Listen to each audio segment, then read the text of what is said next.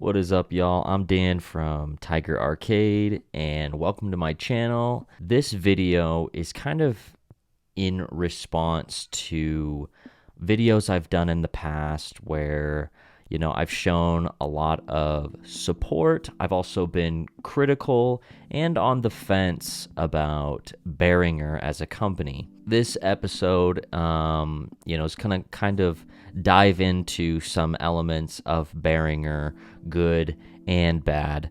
And the intention of this video is to give information and then allow people to make decisions themselves. I'm not going to tell you what to do, what to believe. That's a personal decision. More so, I just want to deliver that information. And if you don't know who Behringer is, that's totally fine. But Behringer, they're a music gear manufacturer. Plain and simple. It's run by a Swiss engineer named Uli Behringer, and he started Behringer in 1989 in Germany. So originally was a German company. Since its beginnings, though, they've come through a lot of changes, legal battles, and they've kind of set themselves up as like the Robin Hood of the music industry. Now, obviously, you're going to come across people who don't agree with that, and that's fine. By the year 1997, the company had totally relocated to China. But 1997 was also the year where some major legal battles began with Behringer. They've already started manufacturing products. This time it was due to Mackie Company. Mackie Company accused Behringer of essentially ripping off their products. The conclusion of this one was the courts rejected Mackie's case, and they said that circuit schematics are not covered by copyright law. I think this is an important foundation because it kind of explains the direction Behringer is going to continue to go.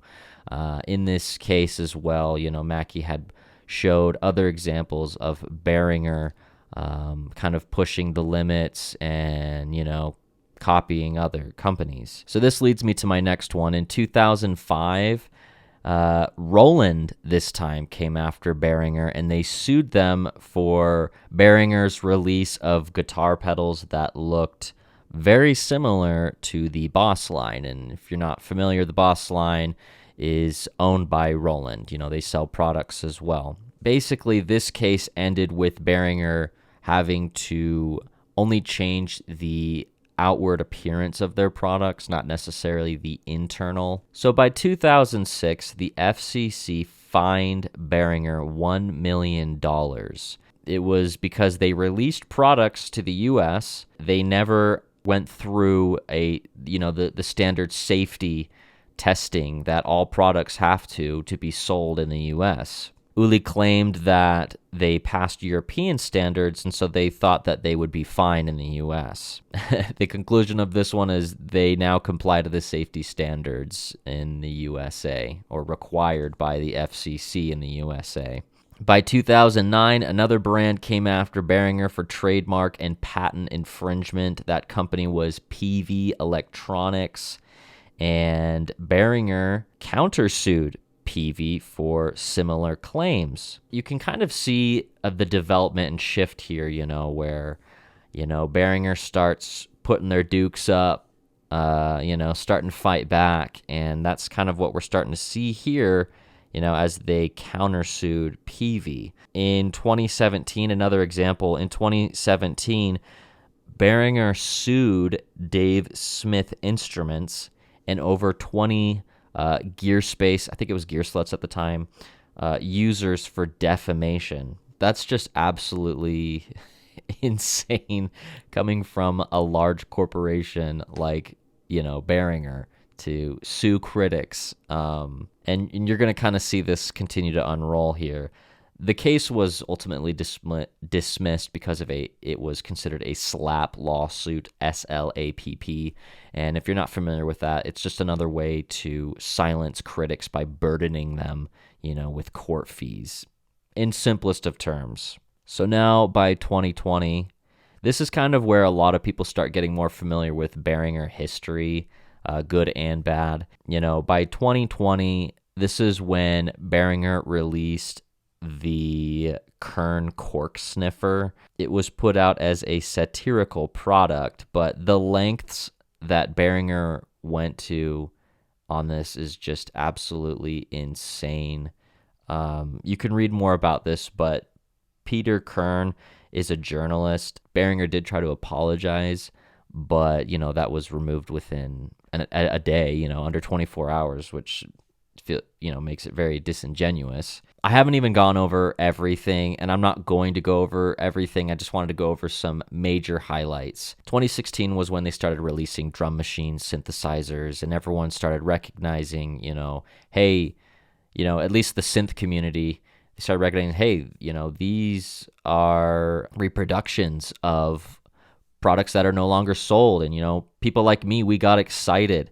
We cheered, and, we wanted to support Behringer, without fully knowing the history of Behringer. We wanted to support a company that was making products affordable and reviving old ones, classic ones, just off the bat, that presentation, you're like, wow, that sounds great. I'm interested, It wasn't just that, as we've already discussed, and today, still, with the announcement of more products coming from other companies, their plans to clone them or rebrand, the exact same product almost. A perfect example is the Behringer Swing. It's a complete ripoff of the Arturia Keystep. I have the Arturia Keystep. It was an influential keyboard controller, I think, because of the CV controls and the simplicity of it all. But Behringer just completely slapped on their own logo, and maybe mixed up some minor things on it. But yeah, that one was super, super obvious. And I don't think most people agree that was cool, that was okay, So that's where that whole moral versus legal comes into play. You know what I mean? There's other examples, like I own a lot of Moog stuff, and so when I see products that they're reviving from Moog, my ears get perked, and I'm pretty familiar with a lot of Moog gear, and so when they announce upcoming products that are based on Moog stuff, I get interested, I get curious, and so they've announced ones that are going to completely imitate the Moog grandmother, the Mother 32, the DFAM. Some of them are already out now, but I guess the whole purpose of me sharing this is to not just point the finger at Behringer and say, everyone stop supporting Behringer. Everybody, some people want that. That's not what I want at all. I want companies to be held responsible for poor behavior and to correct those.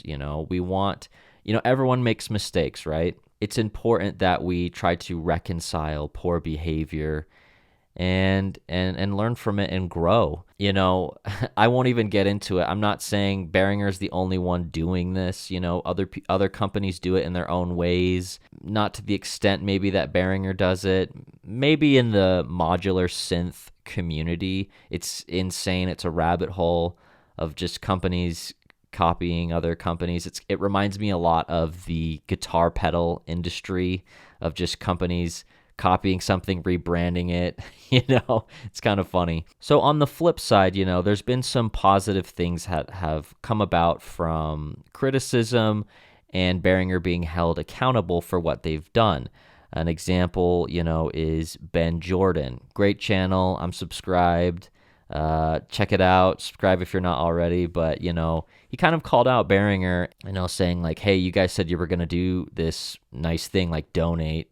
I don't see anything about you guys doing anything like that. So what happened to that, And I guess Uli Behringer actually contacted him and made all these promises. And then he followed up. Ben Jordan followed up, and they actually delivered, And I just wanted to mention some of that. They donated $100,000 to Playing for change, $100,000 to Musicians Without Borders, and over 1,500 synthesizers to, just underprivileged people. So they're listening and, these videos get out there, and I hope that, in the end, that these types of videos can make a positive influence rather than a negative one. With all that being said, I just want to thank you guys for watching this video. Let me know in the comments what you guys think. Again, I don't want to witch hunt on Behringer, and I hope that we can keep it civil in the comments section as well, because I think that's the way forward,